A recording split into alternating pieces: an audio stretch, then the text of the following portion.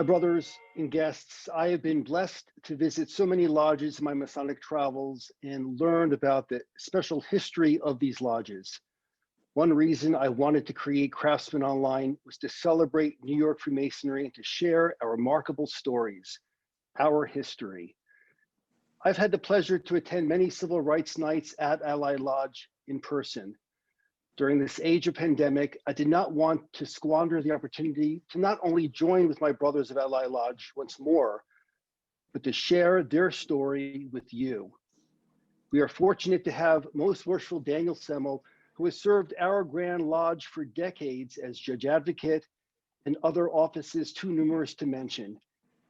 But for his good service and good deeds was recognized by the Most Worshipful Prince Hall Grand Lodge of Free and Accepted Masons, State of New York, as an honorary past Grand Master. On this special evening, Most Worshipful Dan will relate his story and his reflections on the formation of Allied Lodge. It is only fitting that following Most Worshipful Dan's remarks, we will be introduced to brother fellow crafts Ricardo Rosado and Ashani Percy, who will present their discussion on the history of the 369th Infantry Regiment, known as the Harlem Hellfighters, and highlight their contribution and impact in World War I, as well as the fight for civil rights in armed forces. My brothers and friends of Freemasonry, it is my pleasure to introduce the Worshipful Master of Allied Lodge, number 1170, Worshipful Avril Thompson. Most worshipfuls, right worshipfuls, very worshipfuls, worshipfuls, brethren all, family and guests, good evening. I welcome you all to our annual Martin Luther King Civil Rights Ode to the Dreamer event. Every year we explore the contributions that members of our human family have accomplished to serve humanity and to leave society better than how they found it. To expose the world to each other with the hope that humanity can truly live in one accord with one another, without losing their sense of self. My name is Avril Thompson. I am the Worshipful Master. For those who may not understand these terms, I am the equivalent of being the president of Allied Lodge number 1170.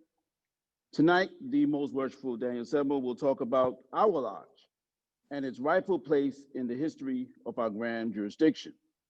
The Grand Lodge of the State of New York, where our most worshipful Grand Master William M. Sardone currently presides. Also, we will have our fellow craft brother Ricardo Rosado give a talk on the Harlem Fighters and how their works, deeds, and actions changed and contributed to the betterment of our society. Tonight, you will hear similarities in their journeys and how a few men changed how we conduct our lives today. I hope you all enjoyed this historical journey, and may the great architect continue his blessings upon you all for many years to come. At this point, I will basically introduce Brother Most Worshipful Daniel Semel. I got a call shortly before we began from the gentleman that replaced me, succeeded me as Master of Allied Lodge. Remarkably, we're talking about men who served as masters 46 and 45 years ago, and dozens have passed who followed us. Yet the two of us are still around. Gordon's 97. He's hale and hearty, as sharp as a tack. Lovely wife, Lorna, 95. Gordon called me because he just learned of this evening's meeting, and he's going to try to get on.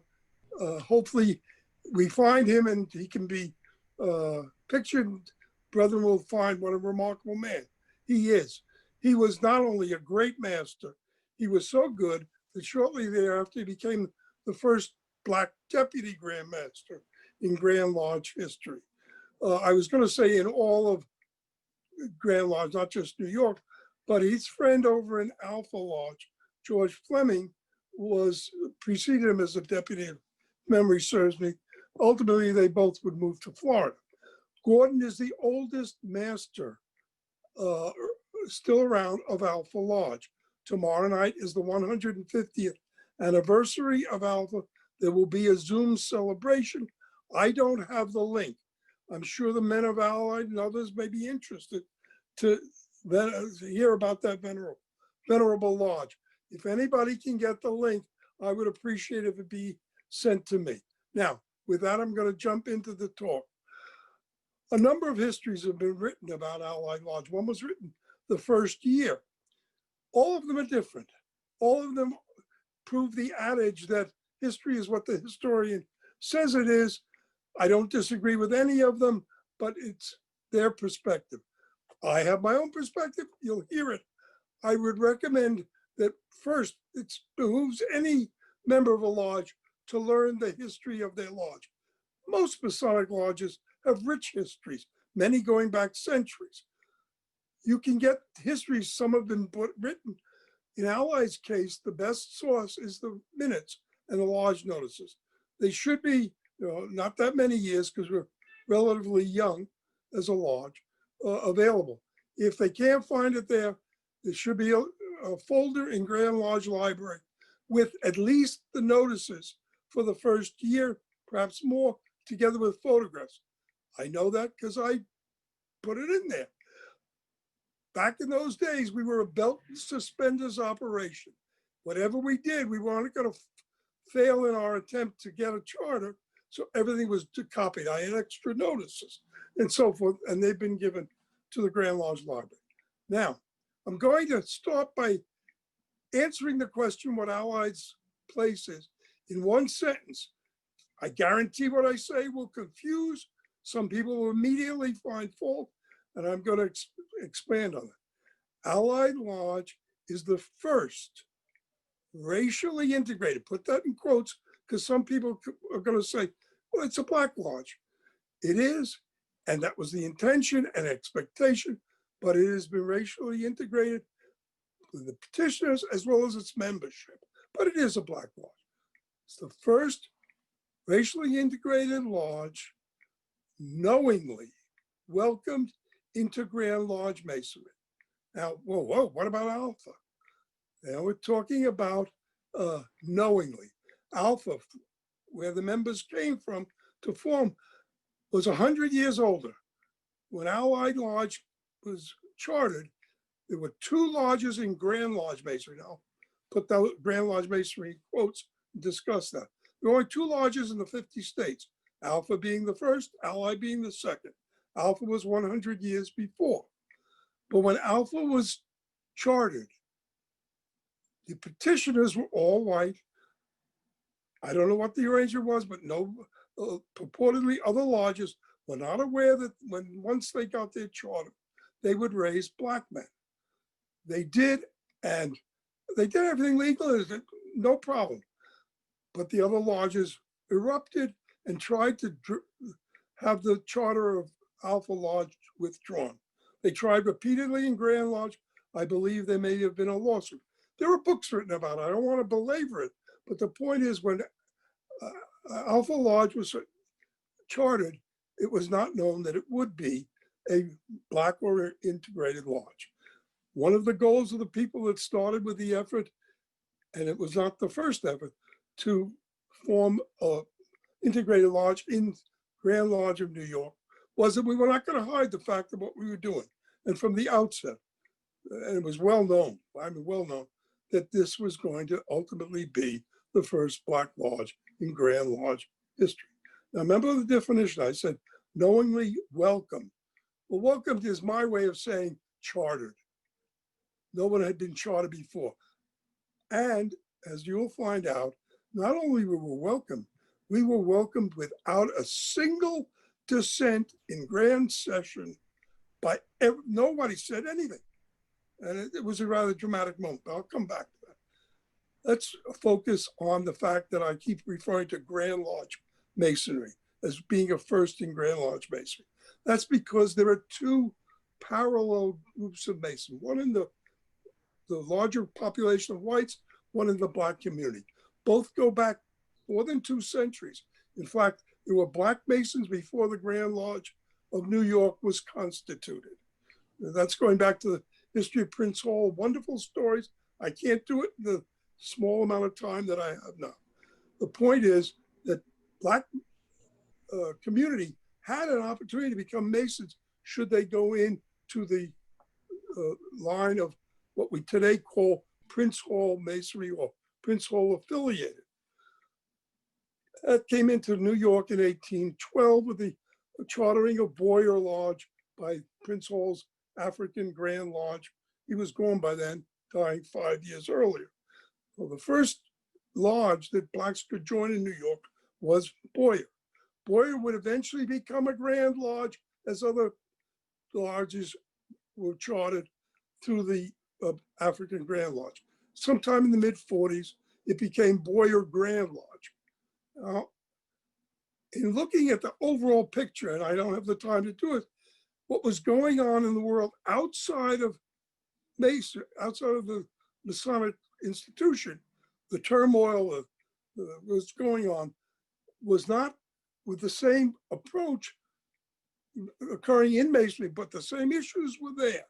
And did the issues of the separation between black and white, which I like to call societal divide, another, it's a soft way of saying underlying prejudice, bigotry. I don't want to get into that in any detail.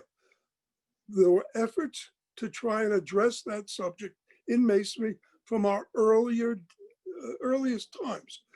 You're not going to see any exposition of it, but it's there if you study the proceedings. Grand Lodge of New York, they surprised many of you, in the 50 years or 60 years before the Civil War, broke apart 4 times. Separate Grand Lodges in New York, early in the, separated into what we refer to as the city-state. There was an upstate Grand Lodge, a downstate Grand Lodge. That recombined, then you had 2 other smaller separations. And then you had the big separation, 1849, where you had 2 groups. It was not, whether it was divided upstate or down, they each competed to be recognized. And there was a tremendous, the pamphleteers, anybody who's in the library, I saw Bill Moore here, he probably has seen the books. There are proceedings of both Grand Lodges. There are tracts that they submitted. And if you really want to know what's going on in New York, look to the other grand jurisdiction, especially Mississippi, because it is a very, you had a upstate Willard Grand Lodge, you had a downstate Phillips Grand Lodge, both claiming to be Grand Lodge. Was the black-white issue in there? Yes. Was it the paramount one? No. There were many others. There was ethnic absorption of immigrants. There was religious disputes. There was trying to adapt an institution with traditions to what was going on outside of it. And it was not unique to New York that Mason split apart. I know it seems far afield. I'm trying to, in the short time. It happened in England a century before. Grand Lodge of England, the Mother Grand Lodge. It was split apart within decades and formed 2 Grand Lodges. Same, not because of black racial or religious, but because Masonry was trying to adapt as an institution, balancing act between adapting and preserving tradition.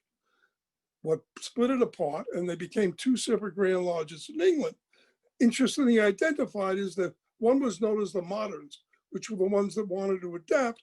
The other was known as the ancients, which wanted to preserve and not change much. Interestingly enough, moderns were the older ones, ancients were the new ones. That split in England was 60 years they were apart through the American Revolution. We didn't do that in New York. This adapting of the institution to what was going on, racial integration. Now, you've got in New York, when we get into the starting in 1812, a black train of masonry and a white train of masonry. Did the blacks want to join the white? Did the whites want them to join? What evidence do we have? Interestingly enough, we didn't know anything about whether there had been prior attempts before the post-World War II era, but Tom Savini, Grand Lodge librarian, about 15 years, discovered a document which, so far as we know, is the first attempt, 1825. A group of 20 men of African descent, purporting to themselves to be free and accepted Masons, together with 20 prominent men from the African-American community, petitioned Grand Lodge of the state of New York for a charter. Interesting. We did not know it. You won't find it in the proceedings, but the actual document is in Grand Lodge Library. I have a copy. I have a transcript. It's hard to read. I can make it available if anybody really wants to read it. It's a simple document, and the disposition of it is written right on it. It was read in Grand Lodge, December, I think it was 6th, 1825, and underneath that endorsed is leave granted to withdraw the petition. That's it. Nothing else. Nobody's ever written about it. And probably most of you are hearing for the first time. I've been studying the implications of that ever since I learned of it and what did it mean? Who were these men? Presumably since they claimed to have been Masons, and the only other Masons in New York that we know about was either Boyer Lodge or maybe Prince Hall, other lodges that had been created in the year 1812 and 1825. So here you've got a desire for the Blacks to move into what unfortunately writers have described as mainstream Masonry or regular Masonry or white Masonry. I don't like any of those terms. I'm talking about Grand Lodge Masonry as distinct from Prince Hall Grand Masonry. Prince Hall's people wanted to join. That failed. Why did it fail? I can tell you from a Masonic law standpoint. Only Masons can get a petition, can submit a petition and get a dispensation. So the 20 people who had no Masonic record, we can discount them. What about the 20 men that were Masons? The problem was we didn't recognize Prince Hall, they didn't recognize us. Not questioning regularity, I'm talking about the clandestine nature. Since they were clandestine to us and vice versa, we did not recognize them as Masons. So that they could not get a charter if they weren't recognized Masons. They could, if they could get a sponsor and submit a petition and pass a ballot, all which were unrealistic, then they could get a number of Blacks and then they could petition within the fold. So you can see the stumbling block because of the racial divides. That attempt failed. And I'm sure there were many other attempts over the years, not documented, but the issue between them came up. Remember, this is 1825. And let me pause just quickly to explain. 1825, we were already divided into city and state. So they were applying to that portion that wanted to modernize or be a little more progressive. The two Grand Lodges of New York, after this was withdrawn, eventually merged and they formed a compact, 1827, which was supposed to be forever, who had the power in Grand Lodge, who got the money, et cetera, et cetera. It's called the compact, I think, of 1827. Remember what's going on if you're historians outside of Masonry. Morgan Affair, 1825. We dropped our membership 90%. We came back because of men like DeWitt Clinton. You can't catch my breath because I'm trying to put a lot into a small. The compact 1827 within the Grand Lodge of New York festered. Still, power was a problem. Power was in downstate masters. In 1849, while the rioting is going on out of the Grand Lodge over abolition and with the Civil Wars on the horizon, it's not that far away. Grand Lodge splits apart. Two. One was known as Grand Lodge New York Willard, and one was Grand Lodge New York Phillips. Willard had been Grand Master. Phillips was his deputy Grand Master. Both had been in line. Willard had been in line for like 15 years waiting for Morgan Lewis to give up the Grand Mastership so he could move up. So you've got these two men. They did not get along ethnically. Otherwise, they were so diverse. Age-wise, Phillips was a downstate politician. Family was Tammany. He was a 37-year-old Jew. He had upstate judge. You can just see that these guys were on the side. They split apart, not because of them, but because of the issues that one wanted to address and one didn't, and the power structure. It took them 10 years to put them back together because initially these two grandmasters, there was no way they would talk. They were replaced. And for the next 10 years, people were trying to mediate, to bring them back together, to resolve the split over all the issues I mentioned before, which when just to talk about it was difficult.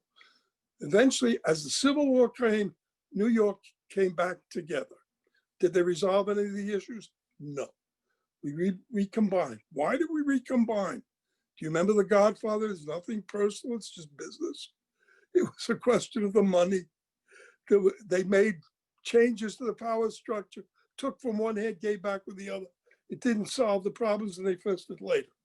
But the money was, the courts had in the courts who got Grand Lodge's money. And for 10 years, they delayed the decision, hoping that it would be compromised and wouldn't be involving them. Eventually, on the eve, one side thought they were not going to get them. The point is, they're put back together. It didn't resolve the black issue. Black issue went on the next year, into the Civil War, Reconstruction. There was other movements in the 1890s, and we're jumping into the 20th century, and you'll hear more about the success in black history with the Harlem Hellfighters. Then you got the Tuskegee Airline. I'm jumping with big brush into the post-World War II era, when the next attempt to integrate New York Grand Lodge, you're not going to find this written, and as far as I know, anywhere. And I was before I came in to Masonry, was again by the prestigious Alpha Lodge, men over there, seeking to get a dispensation in the mid-1950s. It's an interesting story. I hope I'm not overstaying my, let me give it to you quickly. The men in Alpha Lodge, while they had a tough time, they became a very prestigious lodge, not simply in New Jersey, but well known in the African-American community. And they attracted applicants from New York. And they got applicants from Harlem, from all in the Queens they were. And these men, with great difficulty, driving an hour and a half each way, would go out and joined and moved up the line. I was told years later by one of the men who had been rejected and then admitted that they were skimming the cream. They were taking all the Michael Jordans in the community, all the politicians, the bankers, the judges, joined Alpha, moved up, and were very dedicated, eventually became more, when in the 70s, well, even in the 60s, more men from New York in line in New Jersey. Well, they were wanted, it was their desire, not expressed, to have a clone of Alpha Lodge in New York. One, it would save them time, but it would bring their experience back closer to where they resided. So in 1950, a group of them, led by one or two men who had been visiting lodges in Brooklyn. Remember, Alpha's a regular lodge we recognize in New Jersey. So if they were admitted in a lodge, they could attend. And as I had been attending Alpha since the early 60s, these men were attending a lodge in the Third Kings, where they made many friends. And in the 1950s, what was going on outside of Masonry? Brown versus Board of Education, a new approach. These men from Alpha, who were making friends in Brooklyn, decided the time was right. They wanted, could we present a petition? So, by the way, you're hearing hearsay. I don't know this, I wasn't even in. But when I learned of what the attempts were, when I got involved with Allied Lodge, I did inquiry, and I just by chance was friendly with the guy who was the Grand Master's factotum in that district. And nobody wanted to talk because the effort failed, and it failed embarrassingly to everybody, including the Grand Master. And I dragged what I'm telling you now, and so you're getting hearsay upon hearsay.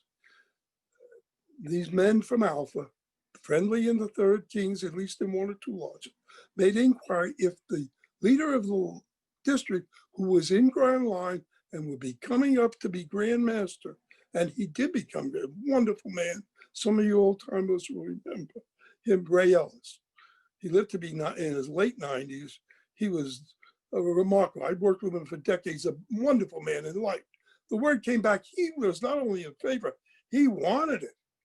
So here you have men in Alpha who were mostly New Yorkers, who wanted to have a lodge in New York. How did they get through? Because there was no history for 100 years of any success. So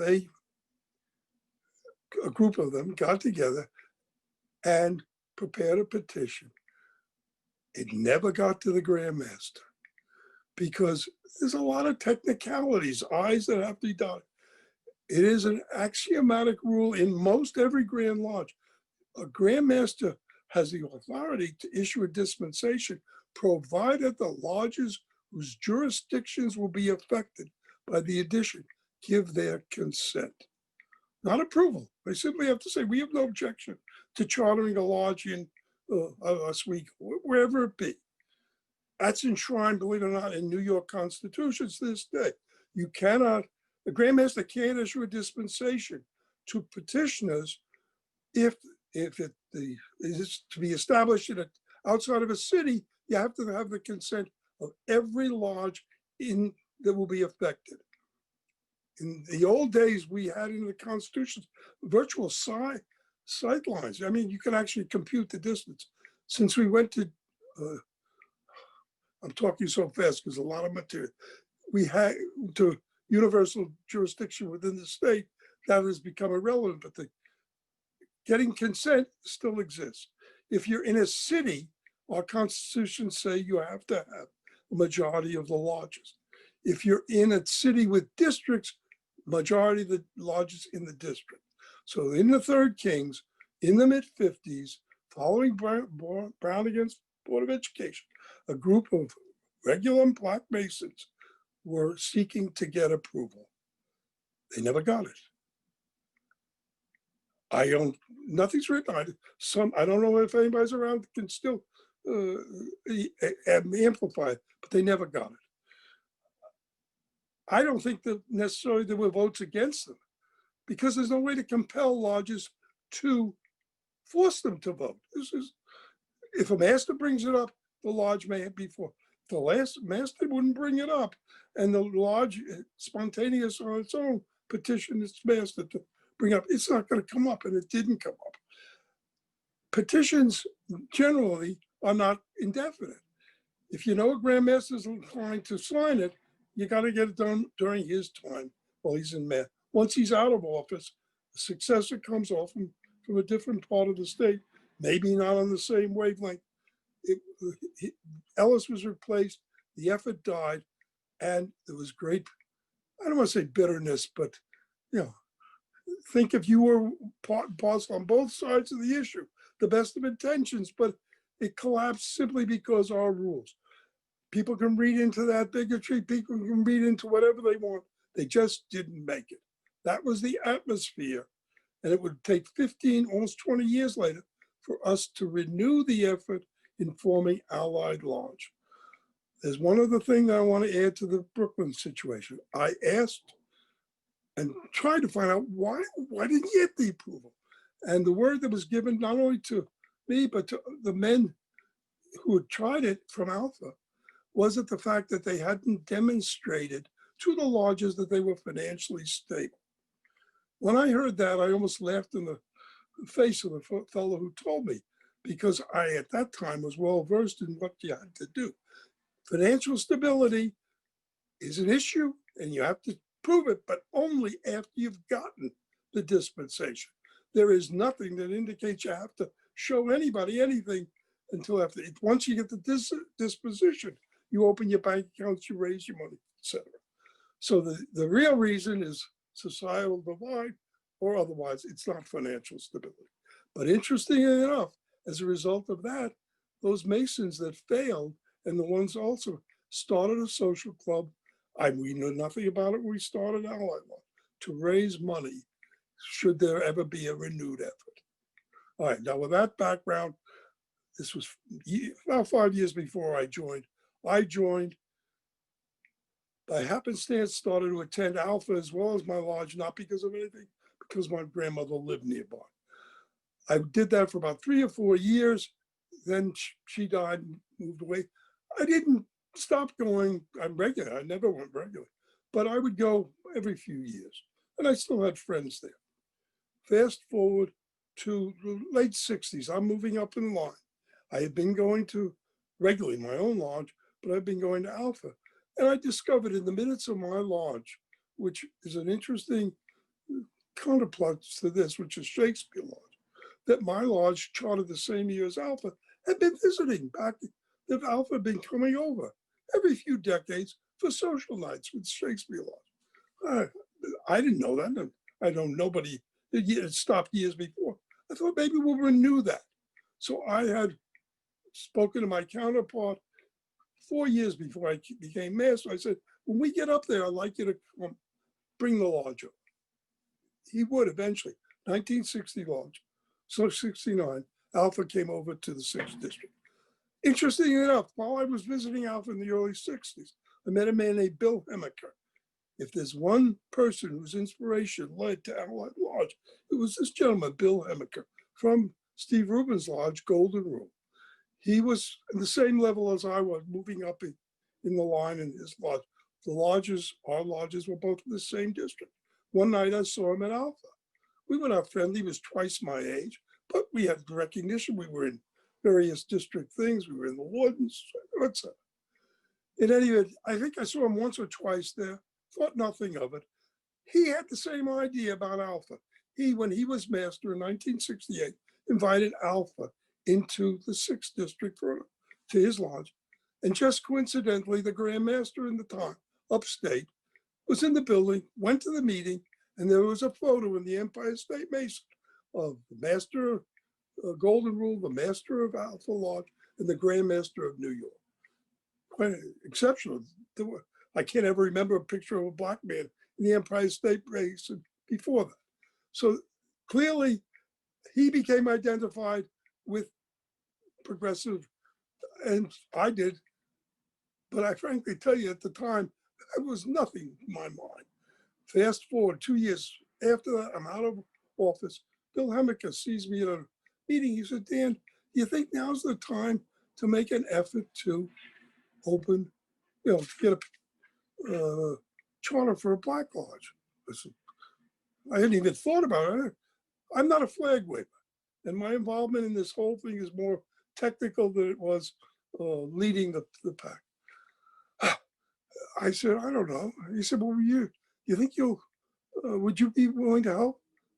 Sure, why not? I'm thinking like I thought when they asked me to be a craftsman in the Ramik Java. So, carry the spear, stay at the back of the line. Don't lose step. Keep your mouth shut. We all know what I'm talking about. So I said, sure, why not? That was it. Months go by. He had approached his counterpart, with whom he was very friendly, a wonderful man. His picture is in the anteroom of Colonial Room in the Grand Lodge building, because he would be one of the petitioners, one of the earliest past masters. His name was Moses Taylor.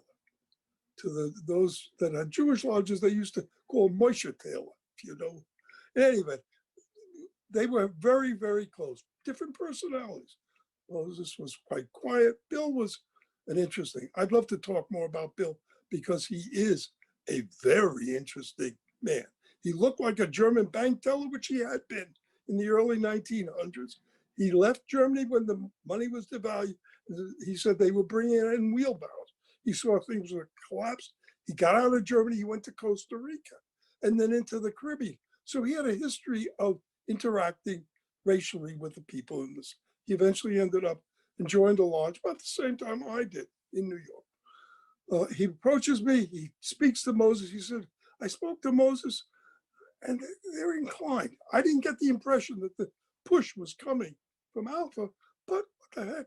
He said, would you meet with him? I did. There was Moses. There was a man named Felix Quexus. There was Bill and I. We met sort of informally. And then they're talking about it, and Moses turns to me and says, Dan, we want you to approach the Grand Treasurer to see if he'll sign the petition. The other shoe was dropping. Now I know why he approached me in the first instance.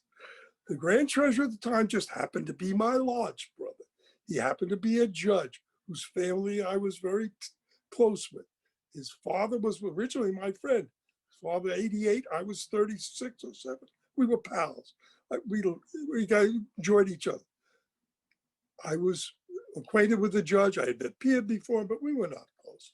I knew the judge's brother, the judge's son, who was a lawyer. So I knew the family. We were lodge brothers. My response when Bill asked it, and the others are looking at me, I said, absolutely not. I am not going to go to you. You want to try it, you do it, I'm out of this. Good lawyers don't approach judges, honorable lawyers, about approving a matter before it's submitted to them. Anyone can do that after it's submitted. That's what, you know what I'm talking about. I wasn't going to do it. But I said to him at the time, I said, all I can tell you is he's a upright guy. He really is. He's going to do the right thing. I was a favorite. Oops, they cut me off. Can you see me? Keep on talking, Dan. We're hearing you. We see you. Yes. Okay. Keep going. In any event, I said, do the right thing. That was a favorite expression of mine for many years until I saw the movie by Spike Lee, which when I left it is, how do you know what the right thing is? Well, he ultimately would do that. He was quite a remarkable gentleman. He ultimately, with one hiccup, signed the dispensation when we finally got it to him. And after all is said and done, the lodge is established, we wanted to give him honorary membership. He refused it, but he wrote a letter asking for an application for affiliation.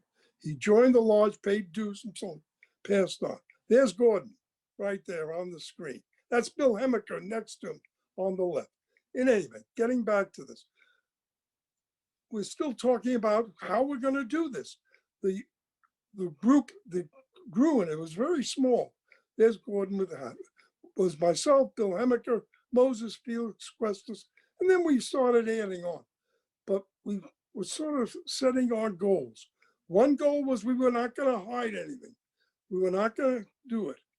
One, all of us, and this is the tenor of the times, segregation apart, can blacks and whites work together? We were, as we were meeting, getting closer and closer and became really very comfortable working together. So we thought, well, how did they fail in, by this time, I'm trying to sequence. We're talking about all of this. And then one of the meetings, suddenly they turned to me and said, Bill's going to be elected in Golden Rule. We want you to be the master. Boom, talk about the other shoe falling. I'm still a guy at the end of the line in the Haramic drum, and suddenly they're pushing me up and robing me as one of the kings. I got to tell you, it came as a big surprise because I was not into that in that way. And it was a tough time in my life. Not tough, it was a busy time. Family, 3 kids by then, going into school, preparing, working my way, whatever. I didn't give too much thought, and I said, oh, okay. Thinking how much I enjoyed the year as master of Shakespeare, I'd enjoy the first, being involved in this effort. What I didn't know is there's a big difference between coming into an existing lodge and then going in and trying to get through to being a set lodge, a new lodge. So as soon as I agreed to that, as any good lawyer, I started a study. What do I have to anticipate? I was a trial lawyer. You got to think, what's the other guy going to do? Where's that? How do you react to it? How do you respond? So I started studying the issue. That's why it may seem to you that I know a lot about this. It's because I did my homework. And then I found out about the failed attempt. And then I tried to find out, why did they fail? And it became clear to me, whatever the bias about, you're not going to get approval of lodges coming cold, even if you're white. But black men coming to white lodges saying, would you give me consent? It's going to happen because there isn't that. And whether they had managers or people that was the white men from the 3rd district going in and speaking their cause, it wasn't going to work. So we thought about that and we decided the effort coming from Bill Hemmicker was coming from the Grand Lodge of New York, white male, to these. We're going to do a 50-50. 6 men from, we didn't pick the number, but we was going to have an equal number of alpha and an equal number from the 6th district because we felt the 6th district would be hospitable. And to the credit, I should pause to tell you, 6th district was remarkable because it was the most ethnically diverse. We had a Swedish lodge, a Danish lodge, Finnish lodge, a Scottish lodge. We had a lodge of Latinos. We had Jewish lodge. We were really the melting pot of, you couldn't point to any particular. Bringing a Black lodge in was part of the thing. We ultimately bring in a Polish lodge. So ethnics can be a strength. They all have one thing in common. They could not be exclusive by bylaws or anything. They couldn't say, you can't petition or we won't take you because you're not of our ethnicity. But anyway, catch my breath, going back.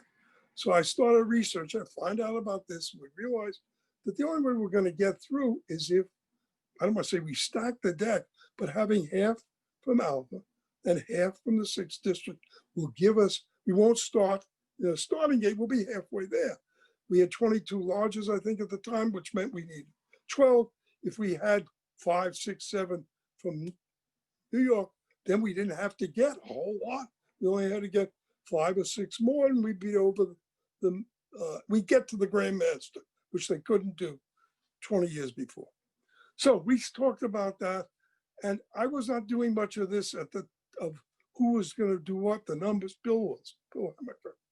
And before long, we ended up with 6 men from Alpha. Oh, I could wax eloquent on each one of them, and 6 men from 6th district, but we were very shrewd. We did things that they never thought to do in Kings. We got the district leader to be one of the petitioners, which he was a big man. Some of you maybe, I don't know if any of you are old enough, Frank Henry Wickstrom, tall, mid-6, 6'5", 6'6", but a Paul Bunyan of a man, giant man, gentle giant, respected by everybody. His word was, he was very highly thought of. I think he became grand treasurer at one point. Anyway, so we had this 6 of each, and then Bill Hammaker had a brilliant idea. Remember I said 6 + 6 + 1. The 1 was the Grand Master who had joined in when Alpha came over. His name was Charles Gosnell, and he was upstate. That plus, we had no upstate connection. Suddenly, we got an upstate Grand Master as one of our petitioners. He spent more time in Grand Lodge, New York.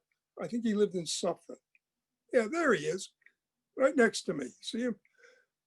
And you notice how upright he is and how he's standing, handsome man. He was bent at right angles. He couldn't walk in that position. He had been injured in an operation, I think x-rays, walked with a cane. And I don't want to say he was an object of sympathy, but he didn't look like that. To see him go from his walking position to that upright was you winced because he had to wrench his body to get to that position. He was an egghead. That's a compliment. He was not although he was a skilled politician in the library field, he had been chief librarian for the state of New York, overseeing all the libraries in the state. He had been head of the libraries for the New York University, all of the schools there. But what I thought was most impressive is he went down to Brazil and formed the library in Brazil. The Brazilian National Library was his baby. So this is a man of stature. He was politics maybe in the library field, but not in Grand Lodge. He was well thought of. So add him to the petitioners. That's what I like to say, we were stacking the deck. Tough group of people to reject, whether on the lodge level or at the Grand Master level. Make a long story, once we got the petitioners together, we set upon them. Bill and I whacked up the lodges. We didn't bother with, we ended up with 5 lodges amongst the 6 men from, there were petitioners. We had Shakespeare, we had Loyalty, we had Radiant, we had Bredablick, and we had Civic. So those were 5 of the 22 lodges. We only needed 12, so we had 7 to go. Bill and I whacked it up. He took most of them, but I went to lodges where I had contacts, and we presented the situation. No bones about it. We're trying to bring into the 6th district a Black lodge. Any questions you have, this is what we want to do. And we answered them. We ended up getting, if memory serves me, 18 A remarkable achievement. We probably would have gotten every lodge, but time was running out because there's a timetable. You have only so many months after the petition is in your dispensation is granted to accomplish all the things that have to be done. So we took the 18, we sent it together with I had written consents, we had recommendations that the 3 principal officers could do the degree, put it all together, sent it to the Grand Master, to the Grand Secretary. He sent it to the Grand Master, and I know I'm going to run through my time. I got to tell you what happened. I told you it was a hiccup. I get a call from the judge's secretary a day or so later. He won't sign your dispensation. He won't grant it. I said, what do you mean he won't grant it? He said, the picture a petulant child keeps saying, why won't you do that? What do you mean you won't do that? Repeating the same. I'm on the phone saying, what do you mean he won't sign it? He won't sign it. I don't understand you. What do you mean he won't sign it? He won't sign it. Why won't he sign it? I don't know, but he won't sign it. That went on until finally I calmed down a little bit and I said, is he in the office? He said, yes. I said, I'll be there. Don't let him leave. I'll be there. Ran out of my office, grabbed the cab, broke every record getting down to the appellate division, blew by the guard, up the stairs, into the chambers. Is he in there? I went in, standing before his desk like a petulant child. Why won't you sign this?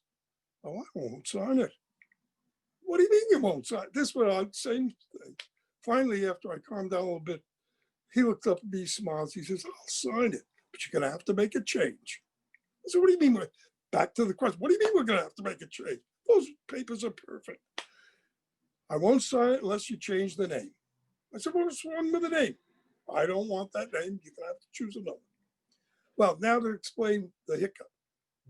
Bill Hemaker, and I agree with him, felt such a debt to Alpha that he wanted the lodge to bear Beta.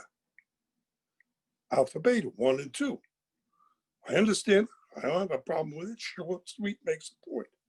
The judge, however, as he looked at me, and this is a guy, he didn't argue with it, he said, I'm looking at it from the standpoint of the Grand Master of the state of New York. Any lodge that I charter or I give it to Smith is going to be a preeminent lodge second to no one.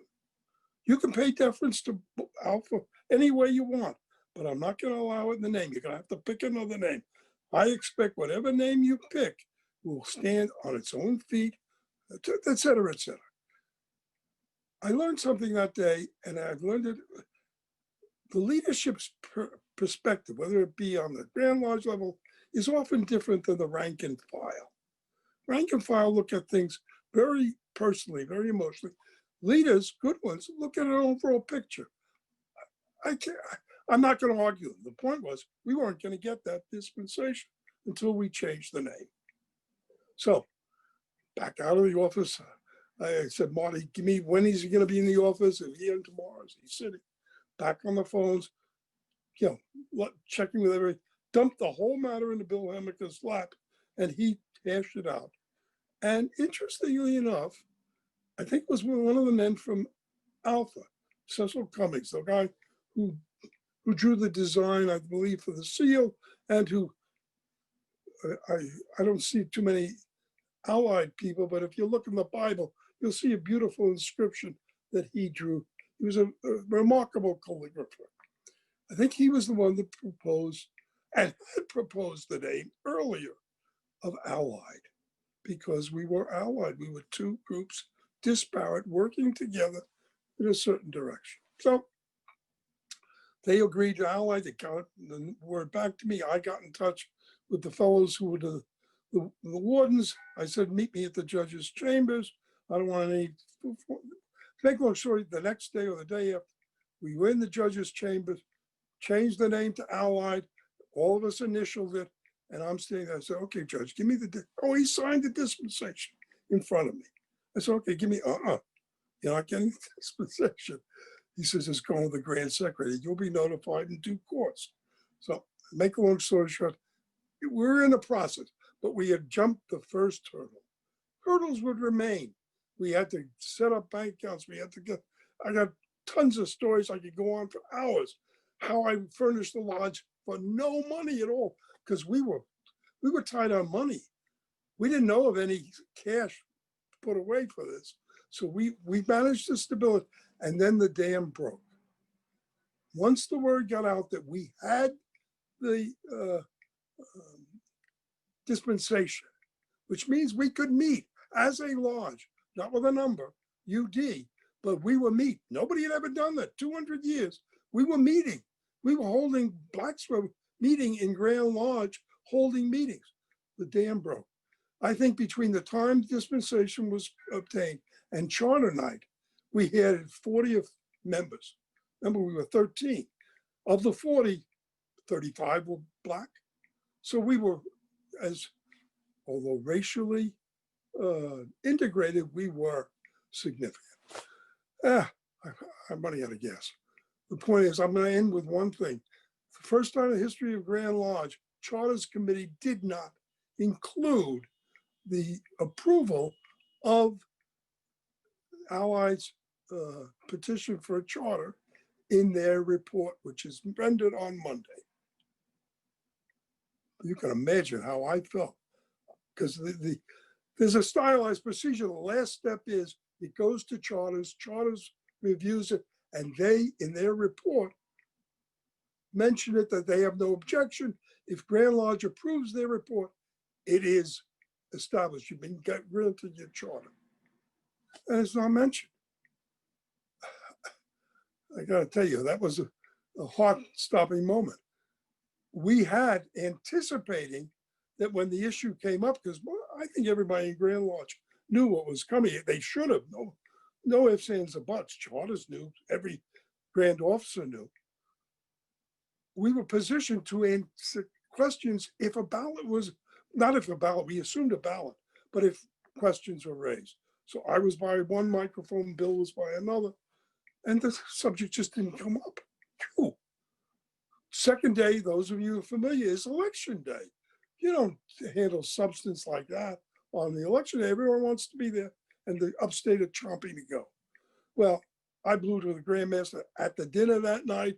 Oh, I was unleashed. So was Bill. To make a long story short, the judge says, I'll take care of it. The next morning, first thing, Charter's back up at the podium, special report on Allied Lodge, the request for a charter. And it was presented well. It was recommended that that be approved by the Grand Lodge. I'm holding my breath now because it's now on the floor. Judge calls, is there any discussion? Silence, nothing. And at this point, this is not something you're required to ballot. And balloting in Grand Lodge is a very interesting thing. Now it's electronic, but in those days it was handwritten. First one took an hour to 2 hours. So a big deal. Secret and a different numerical vote, believe it or not, between even. I thought the judge would call it because it was such a big historic step. He just looks out at the thing, waiting for, I think he said 2 or 3 times, any discussion, nothing. So then he called for a vote, not a ballot. Whew. I don't remember what was standing, I think it was cool. All those in favor say aye, aye. Any opposed? Not one single voice of maybe 400 or 500 people objected. They welcomed a black lodge into Grand Lodge Masonry. That's what makes Allied Lodge so special. That we anticipated all the heinous nature of the social divide. We were working on it, but we didn't face it. In reality, the time had come in society, certainly in Masonry, to break something that was 200 years old. And from there, the rest is Allied history. 3 weeks later, there was the Constitution. And all I remember about that lodge, well, there are a lot of details. I was finally in the East, and I looked out. There were hundreds of people there. But what I remember was the colorful nature of it. I'm not talking black and white. I'm talking about people came from the Caribbean, from South America, from Canada, from England, other states. We had so many people there that wore different regalia shapes and colors. I had been used to going to lodge. In New York, we have the blue and white and purple. I saw green. I saw all shades. Aprons that were rounded, aprons that were this way, that way. I thought, what a wonderful sight. And it was a very harmonious sight. To make a long story, it's been a great success since then. I'm sure I'm way over my time. I hope I've given you a little bit of the, I haven't scratched the surface. There are so many people. Oh, before I get, Alpha Lodge is being celebrated. You have no idea what Allied Lodge was doing to them. We were wounding them. We were putting, because their best farm club, all these men from New York was on board. They're not going to Jersey. The ones that are here, once we stopped going, their farm team, the Michael Jordans of the Bronx and Queens, were going to come to Allied Lodge. And they did not ever, from the moment they were the best cheerleaders, the most supportive people, there was nothing to set them back. It was really heart-rending. The secretary, Les Miller, a darling man. I mean, he was such a wonderful guy. I loved him. As a brother, he was just so supportive. He made every event we had for the first 5 or 6 years till he passed on. But he brought all the men over to us. It was such a warm relationship. And they, doing this, knowing how much it was hurting them, it's just interesting. I hope somebody talks about how good they are tomorrow night or to Allied Lodge. One last thing, we learned on the Constitution night, suddenly, that there was a fund of money that had been put away in a group called Tri-Pillar Square. I had not heard of it. I joined it that night, and I think I'm probably next to Gordon, the second oldest member, having joined 46 years ago. But they took over, and the pressure release of money was off. We didn't get it. We're not, well, we weren't then, but that eased one of the pressure. And we then had some wonderful events. All right, enough. I wish I could answer your questions. I'm signing off. I apologize for talking so fast and not taking questions. If I have touched anybody the wrong way, please let me know. Thank you. Most worshipful Dan, you in fact touched everyone the right way. And I know that this is a story that is not conducive for a half an hour or even an hour. And I want to thank you, most worshipful Dan, for a wonderful presentation this evening, and really just for enlightening so many of us on a history that most of us are not aware of. Thank you so much.